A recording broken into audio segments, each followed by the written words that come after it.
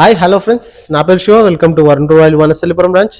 After 2 days మనం back to showroom వచ్చామండి. చాలా వరకు కస్టమర్స్ కాల్ చేశారు, ఎందుకంటే నేను లీవ్లో ఉన్నాను. కొంతమంది కస్టమర్స్కి రిప్లై ఇచ్చాను, కొంతమంది కస్టమర్స్కి ఇవ్వలేకపోయాను.